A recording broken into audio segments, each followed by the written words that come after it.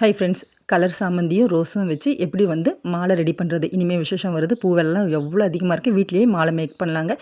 இப்போ ஊசியில் நூல் கோர்த்துக்காங்க. கோர்த்துட்டு கடைசியாக இப்படி கொஞ்சம் நூலை விட்டுட்டு முடி போடுங்க. ஏன்னா மாலையில் மேலே மாற்றுறதுக்காக தேவைப்படும். அதுக்காக இப்போ சந்தன கலர் வச்சு ஆரம்பித்தாலும் சரி, ஒயிட்டை வச்சு ஆரம்பித்தாலும் சரி, கலர் காம்பினேஷன் நீங்கள் தான் கொடுத்துக்கணும். ஏன்னா அது உங்களுக்கு பிடிச்ச மாதிரி செய்யலாம், ரொம்ப ஈஸி. இப்போ பாருங்கள், பூவை ஒன்றுத்தை அடியில் பார்த்தாமே ஒன்று மேலே பார்த்தாப்புல ரெண்டு ரெண்டு பூவாக வச்சு ரொம்ப அழுத்தி கொடுக்காம அப்படியே இழுத்து ஓரளவுக்கு கோர்த்துக்கங்க. அதுக்கப்புறம் ஒயிட்டாக கொடுங்க. ரோஸும் எல்லாமே இதே ப்ரொசீஜர் தான். ஒன்று கீழே ஒன்று மேலே பார்த்தா மாதிரி வைக்கணுங்க. வச்சுட்டு இதுக்கப்புறம் உங்களுக்கு எப்படி என்ன கலர் கொடுத்து இந்த மாலையை எவ்வளோ பெருசு மேக் பண்ணணுமோ அவ்வளோத்தையும் நீங்கள் மேக் பண்ணிக்கலாம். இந்த மாலையெல்லாம் கடையில் வாங்க போனால் நினச்சி பாருங்கள் எவ்வளோ விலை ஆகும்ன்ட்டு. இதை நம்ம வீட்டில் பூ வாங்கிட்டு கட்டுறப்போ ரொம்ப ஈஸி. அதுவும் நம்ம கோர்க்க தான் போகிறோம், ரொம்ப ஈஸியாகவே இருக்கும். கலர் காம்பினேஷன் மட்டும் நீங்கள் பார்த்துக்கங்க. பூ இந்த பூவை நான் 100 ரூபாய்க்குள்ளே வாங்கிட்டேங்க. மாலையை கண்டிப்பாக 100 ரூபாயில் வாங்கியிருக்க முடியாது.